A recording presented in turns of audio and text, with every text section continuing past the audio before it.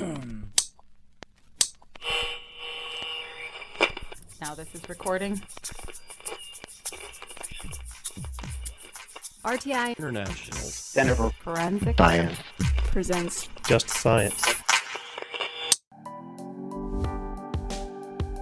Welcome to Just Science, a podcast for justice professionals and anyone interested in learning more about forensic science, innovative technology, current research, and actionable strategies to improve the criminal justice system. In part 2 of the final episode of our Strengthening the Forensic Workforce season, Just Science continued the conversation with Dr. Peter Stout, Dr. Ray Wickenheiser, and Matthew Gamette, discussing the future of the forensic workforce.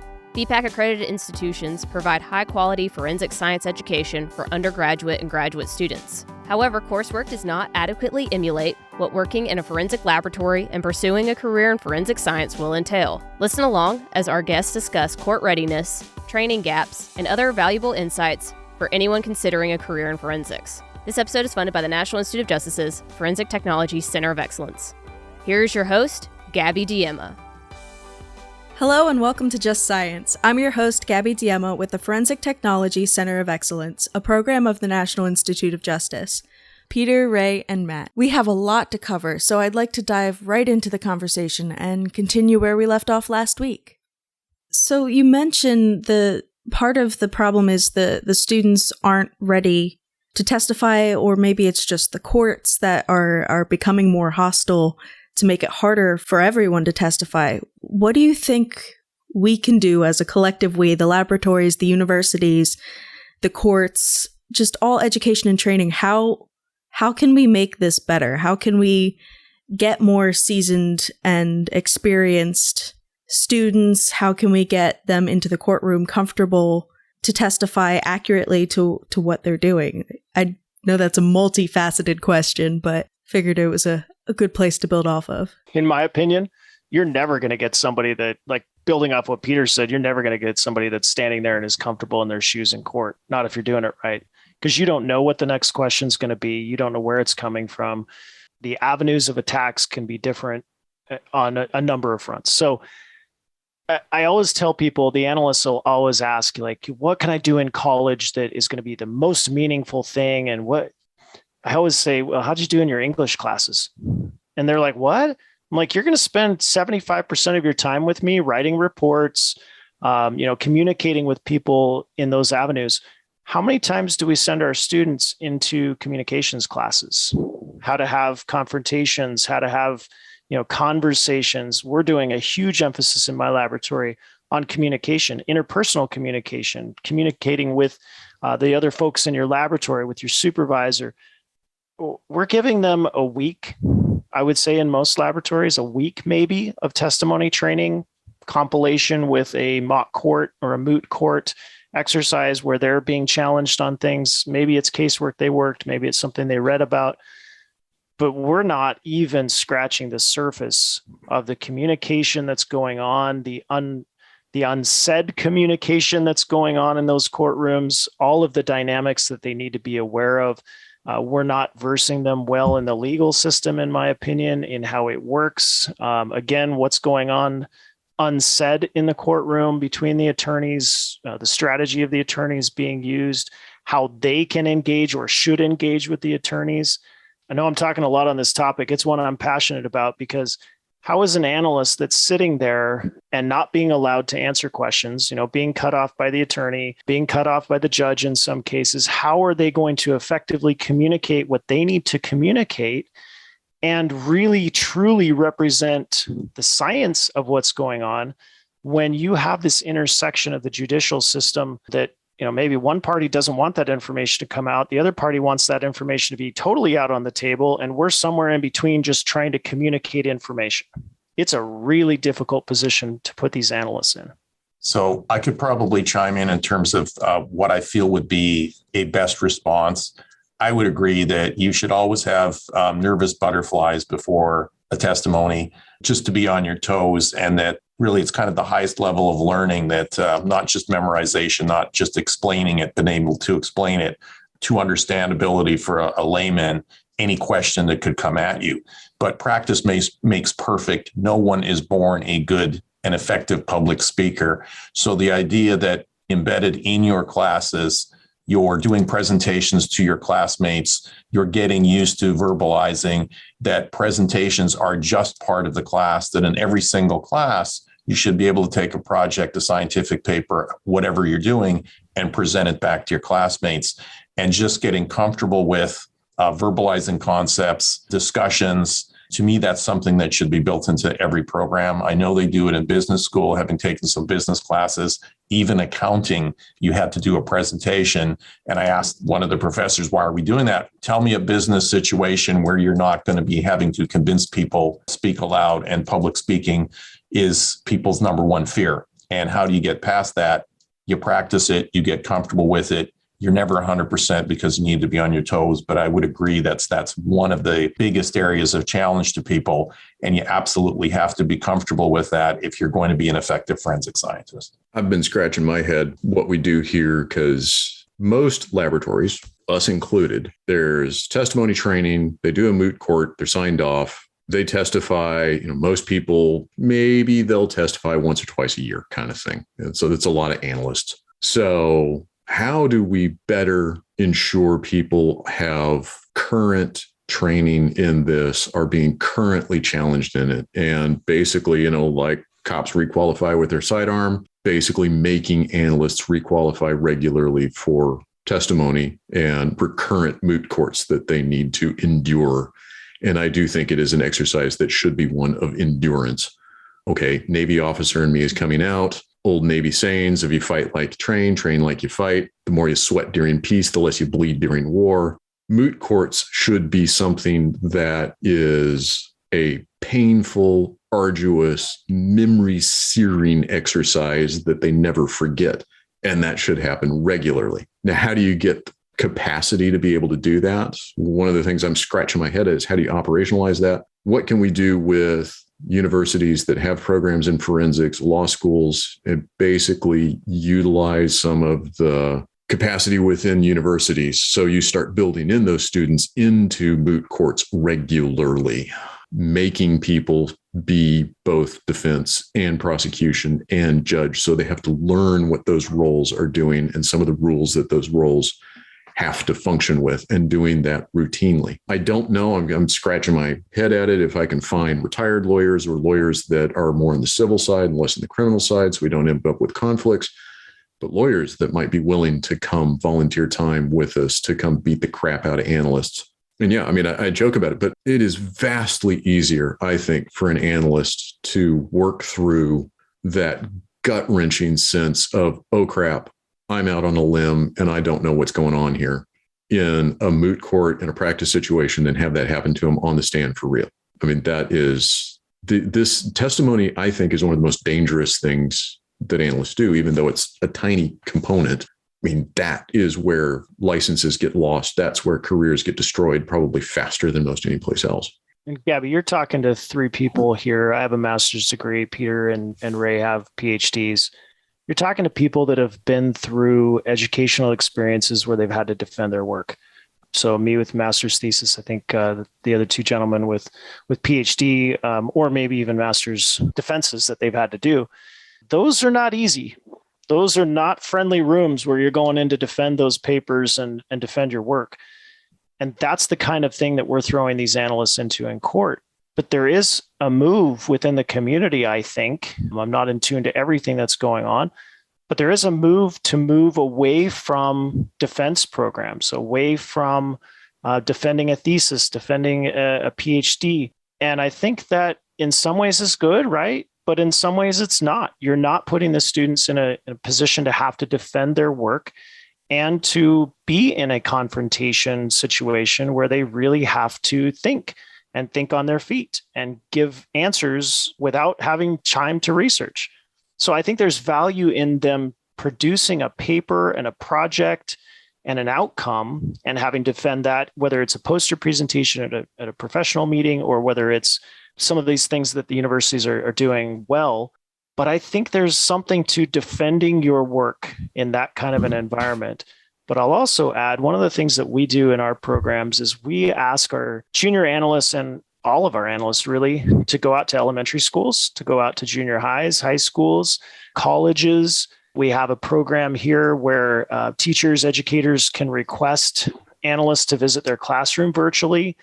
We have them do the tours in the laboratory. We have a lot of opportunities for these scientists to be able to dialogue with the jury people that they're going to be seeing, right? We teach them to teach in the courtroom to an 8th, 9th grade education level. So they have to understand what that looks like. What does an 8th or a 9th grader look like? How do we educate them? And sending them into that junior high environment or that high school environment and asking them to, okay, teach them and see, do they understand what you're talking about? Or are they looking at you like deer in the headlights? It's a very valuable exercise. I agree with that. I mean, most of these programs, they do require a lot of public speaking practice, but you're usually presenting to your peers. So at some level, they all understand what you're talking about. So speaking to other scientists is so much different than speaking to people who don't have that basic understanding, those laypersons that you're going to be speaking to in court. That is such an important part that I feel isn't always emphasized enough. And I'm glad that you guys brought that up and are bringing that to the forefront because it definitely is an issue. In terms of hiring, when you have openings that don't require any experience, you guys mentioned that you tend to get a lot of applicants.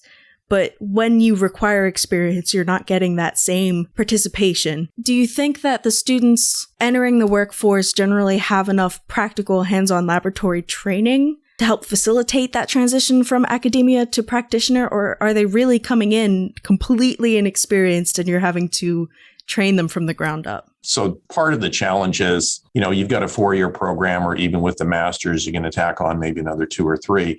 There's only so much a person can do to prepare. So certainly as a prospective forensic scientist, the more that student can put into themselves in terms of not only, taking the rigorous classwork, getting an excellent program and working hard at it, but then also getting summer jobs that are related to the lab work and volunteering and trying to become an intern, everything they can do to prepare themselves. A lot absolutely is going to fall on crime labs. We've had, I think, good success in modularizing our training where we've broken it down into pieces so that we can get the people over a shorter training period to get going and doing a part of a job where they can be ready to testify and then build upon that with additional analyses they can do. So it does extend their training somewhat, but it does allow them time to build the skills, the public speaking skills, and to work with their colleagues and, get the Q&A and that kind of thing. But certainly to get that first job is the tough one.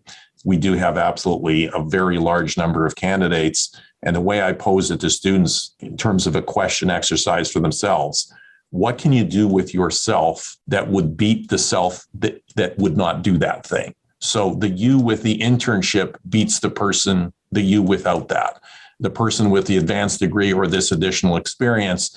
And we absolutely want to see people that are able to roll up their sleeves, volunteer, get in there, put themselves out there in terms of going to meetings, willing to speak with people that are comfortable in those kinds of positions. And one thing does lead to another, and one door kind of opens another, building relationships. But certainly the more they can do to enhance themselves just means they're going to show up better for the interview, do a better job. And not only beat yourself, but don't beat yourself, meaning don't do stupid things when you're in college that are going to prevent you from getting a job.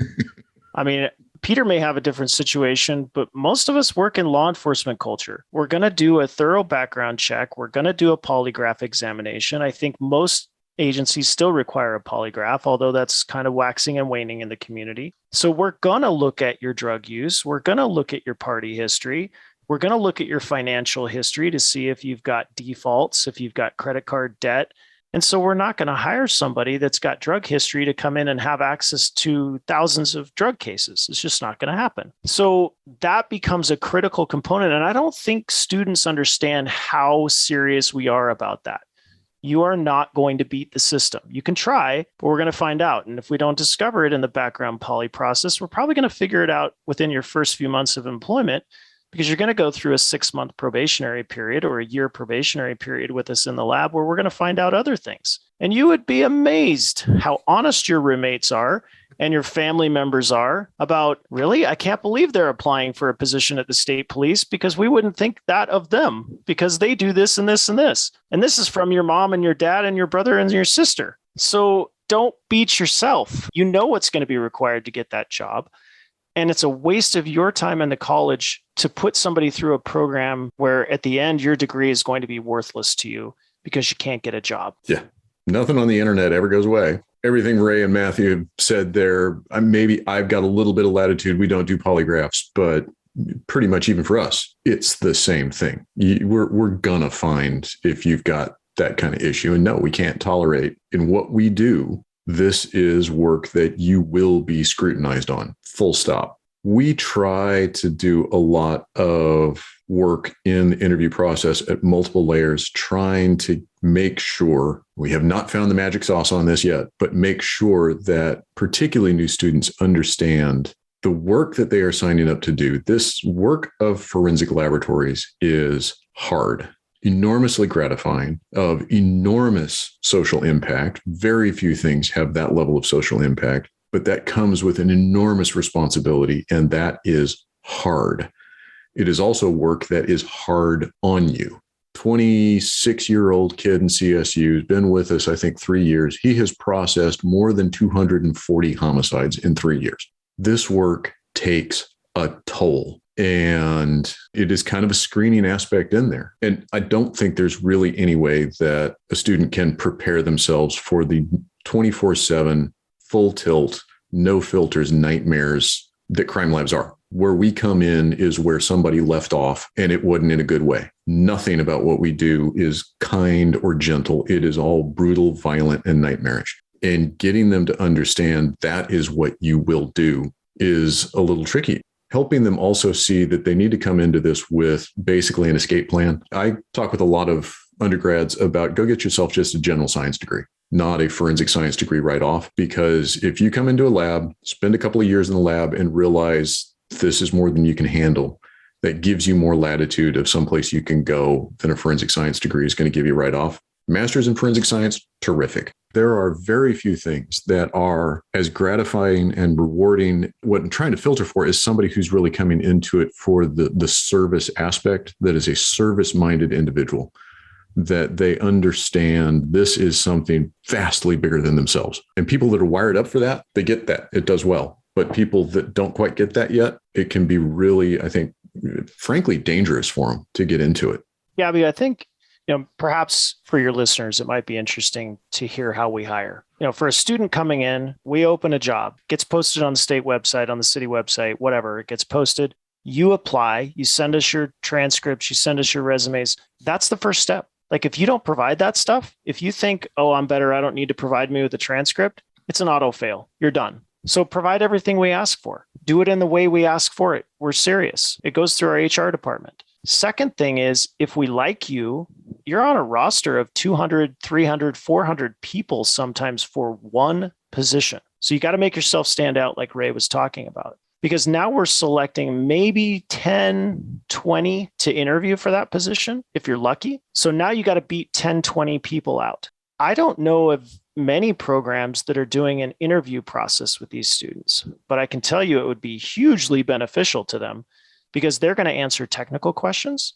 They're going to answer personality questions. They're going to answer ethical questions, situational based questions. We craft these questions for months. We look at these with HR professionals, with others, with our technical staff to make sure that they are geared towards the students that show best on an interview. So we're going to look at everything they've done in their background and polygraph after we hire them. But if you can't even get into that process because you can't answer questions before an interview panel, and we're not putting our slackers on the interview panels, we're putting our directors, we're putting our technical people, we're putting our best HR people on there to determine, do these people have the teeth to cut it? And then we offer to one, maybe two, have fears that they may not get through a background process or something. So if you get to that point, you've been through that gauntlet of things, but we are purposefully throwing you into exercises. And if your answer to tell me what a GCMS is and how it functions, and you just like, I have no idea, that's a problem, right? And if you are not prepared both technically, ethically, and otherwise to answer those questions with examples. And in my situation, each question has a score. So question number 1 through 10, each question is weighted on a 10-point scale. So you can blow your entire interview by not knowing what a GCMS is, or you can blow your whole interview by not having good examples of an ethical dilemma that you faced in college or in your life. Gotta be prepared when you get to us and through that whole process. What I would want candidates to know is consider us doing due diligence on the crime lab side. We're going to make a 6-figure investment just in the training of you as a successful individual. We have a massive pool of candidates. And what are we going to do to make sure we're going to select somebody that is worth that investment? So you have to know the background check is going to be thorough. You have to know we're going to be looking for a lot of certain things. And then unfortunately, that's just the way interviews go. You've got a snapshot of time of which you're going to have to verbally present yourself. And we're there taking those notes. We probably have a rubric of the certain things we're looking to see. And there's going to be a point score, and there may be a razor margin between you and the other large number of candidates we're looking at. So what can you do to prepare yourself? And it always amazes me how unprepared some candidates are when you consider how much of investment they have made in their schooling, how much of investment, as Matthew had said, blow it on a background of partying or some dumb decisions. And it's heartbreaking that we have folks that otherwise would be great candidates and don't make it through a background check. Expect what kind of rigor that we're going to have to look for to make that kind of investment. And over that person's career, every one of our employees is a multi-million-dollar investment. You don't get to work on these crime lab cases. You have to earn that. You've got to earn it by passing your training, by representing yourself as that individual that is unimpeachable in court. New York is a full discovery state. Everything is on the line in every single case, or we can't move ahead with it. So there's a very high bar, and we're going to do our due diligence and make sure the people coming in are up to the challenge. So for the student, recognize that this is arguably the best career that you can get. You're going to make a difference in people's lives, people that you will know you touch, and many, many more that you don't, using science to help solve crimes and prevent crimes. This is an incredibly rewarding, but hence, why do a lot of people want to do it? It's a great job, but is absolutely rigorous. And that is our adversarial court system. And that is science. You got the data there, but it's got to be unimpeachable. You have to be unimpeachable. Please prepare yourself and be ready for it. We don't want you to waste your time, but we certainly don't want you to waste our time either. So we want to absolutely hire the best candidates with the best chance for success, but really enhance your own chances by investing in yourself and not making those kind of rookie mistakes by limiting your own opportunities. So this has all been a great discussion. And I did want to circle back. So you gave some advice for students, but also what advice do you have for the professors and advisors that are working in these FEPAC-accredited programs? How can they help make their students better for when they get to you? I want to take that first because this is one I'm passionate about. And I know Ray is too, and he's going to jump in too. We have advocated so long for FEPAC-accredited programs or other programs to network with us. These students have to be in the laboratory. We have to make ourselves available with internships and all kinds of programs to get these students with us. They have to do projects. They can't be washing dishes. They need to be working in the lab with our folks, learning the disciplines, producing papers, going to these scientific conferences. They have to be integrated. And if we have universities that are developing programs to just essentially toss students over the fence at us, that's not going to work. We have to integrate with these programs. We have to be sending our folks to train these students in the university environment. They have to be sending them to us to be working on our instrumentation. It has to be a partnership. And I think there are those of us who want that to happen, whether we do national training programs through the colleges or whatever we do, they have to be integrated.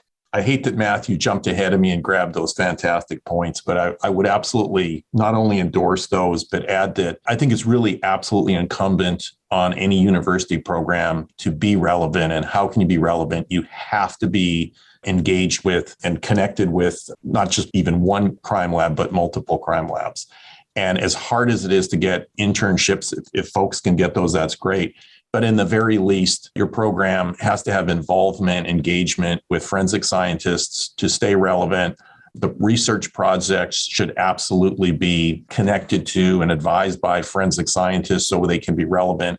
And when you think of it from a student learning experience, if you're working on a relevant forensic science project that has been vetted and engaged with forensic scientists in the crime lab, and you're doing some kind of a validation and research that is using the same instrumentation and something that a lab is currently doing, or maybe even better yet, wants to get into, how marketable are you going to be that you've got some experience in validating the technology that this crime lab wants to do? So if you're a professor, and I'm going to put in a plug here for the American Society of Crime Lab Directors Forensic Research Committee, you absolutely should be part of that network and making sure that you're delivering an education, feedback ideally, but certainly absolutely connected to forensic labs, that these students are going to have the best chance of getting a job and becoming the better person that's going to beat the program that doesn't have the same connection.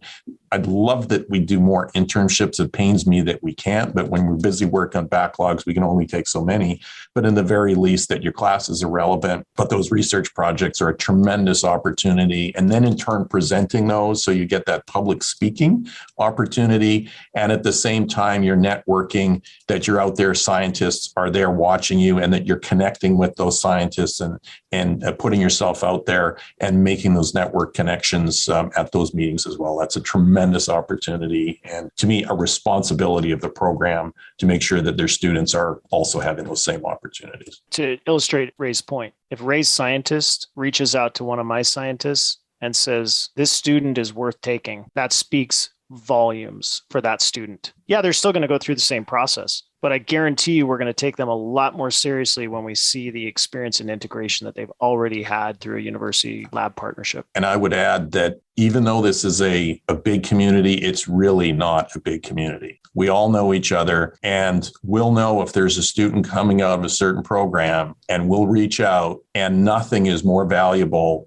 than the recommendation of another scientist, because we're putting our name on that person.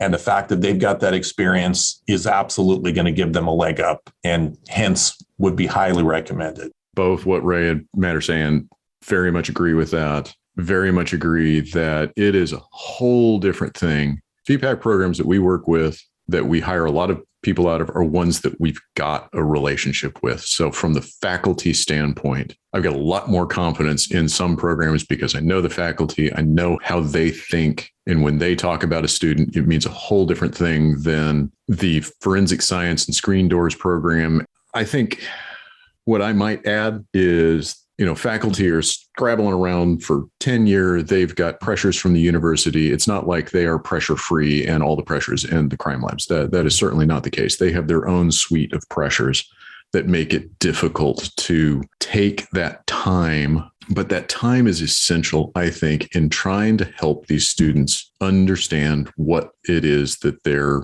gearing themselves to be in. Those faculty have years with these kids. I've got 5 minutes to try and convince them, are you really sure you know what you're getting yourself into? No, it is hard to make those calls with a student that just really isn't geared for this, but it's obvious through that program. Please help coach that student go someplace else. You're not doing your program any favors. You're not doing that student any favors. You certainly aren't doing any lab any favors. That's going to end up with that student coming in and not being successful with that multi-million-dollar investment that we're going to make in them. And that's for any number of things, from it's just somebody that isn't terribly meticulous or really gives a crap about detail. Warning. Somebody that, for whatever reason, their personality just isn't one that's going to line up with the fact that they are going to deal with awful stuff for a career. Somebody who's maybe thinking about this, that I'm in it for the money or in it for the attention.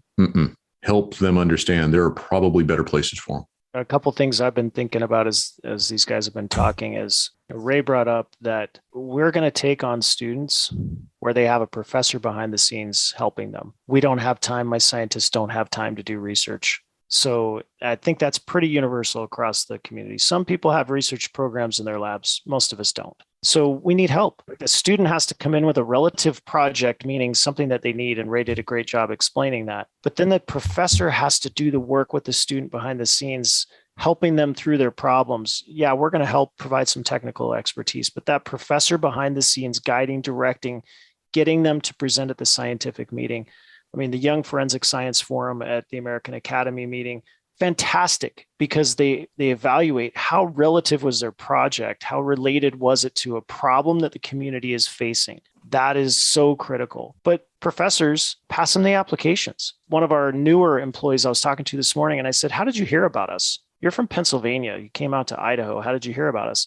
And he said, your HR staff reaches out to my professors, and my professors pass us that information. That's the critical thing. The professors are willing to give them the information to be successful. But then the other key point here for the professors in the schools, and I know FEPAC schools know this, but anybody else who's listening to this, you got to make sure you meet the minimum qualifications. If there is not a molecular biology class in their curriculum and they're applying for a biology opening, it's not going to work. Again, it's an automatic auto fail. They have to have genetics, molecular biology, statistics. Look at that course outline that we have to abide by per FBI, per federal law. We can't get around it. If you don't have enough chemistry hours, if you don't have enough whatever it is to meet our minimum qualifications, and they're different, and they'll probably get better as we get more standardized through education and training, through OSAC programs and things. But right now, there is an a la carte menu of you have to have these things to even put in an application with us. And if the school is not meeting that by the curriculum that they've developed, they have to modify that program. They have to modify that degree to meet our minimum qualifications. What I really think is good advice, not only for the program, but for the student. Start looking at job requirements, looking at the ads for jobs before you even go into forensic science. So you look what the ads are, you look what those very requirements are, you look where the jobs are, and you look at what you're going to be doing. You look at what the expectations are. And frankly, you also look at what the pay and benefits are. And this is not the most high paying job out there. I don't know of anybody who went into forensic science for the money. You go into it because you love this job. And those are the kinds of people that we're looking for. We're looking for the people who really, really want to be forensic scientists because, as Peter had said really quite aptly, this is a very, very challenging career. But I would say it's arguably the most, or one of the most enjoyable careers if you're cut from the cloth that's going to make this kind of career. So absolutely, you measuring up and having a look at what it's going to take early, the fact that you're preparing yourself to take those right classes, to do all those things that set yourself up for success, and knowing where to go for those jobs. The other thing I would throw in is that when you consider, I think we've got somewhere in the neighborhood of 208 or so DNA labs, maybe 400 or so crime labs. If you look at sort of the multidiscipline labs, that's not a lot of labs right across the US. The chances of you finding that job right close to your hometown is really limiting your opportunities. And sometimes you have to go a distance. Don't limit yourself by location. When we bid for faculty, program chairs, deans, please have something in your curriculum that is obviously statistics and clearly labeled as statistics. Don't make us guess at what's in that class. And I emphasize, Matt mentioned statistics almost in passing there. Again, where we are seeing everything head in forensics is towards more probabilistic reporting. In Texas, part of the licensure requirements is a class in statistics. It is going to be something that you are going to have in order to qualify. But we've noticed in a lot of different programs, it can be a little challenging to try and figure out what actually was statistics. So for those that are in charge of what the label is on the class, please call it statistics. That's great. Everything you guys have said has been so important, and I'm glad we got to as much as we did. I really wish we had more time, but I think you guys have covered so much in the time that we did have, and I want to thank you all for coming on the podcast, taking the time to have these important conversations. Well, we appreciate it. I appreciate it. Appreciate it, y'all. If you enjoyed today's episode, be sure to like and follow Just Science on your platform of choice. For more information on today's topic and resources in the forensics field, visit forensiccoe.org. I'm Gabby Diema, and this has been another episode of Just Science. This concludes our 2022 Strengthening the Forensic Workforce season. Tune in for the next season of Just Science, which will cover conviction integrity through forensics. Opinions or points of views expressed in this podcast represent a consensus of the authors and do not necessarily represent the official position or policies of its funding.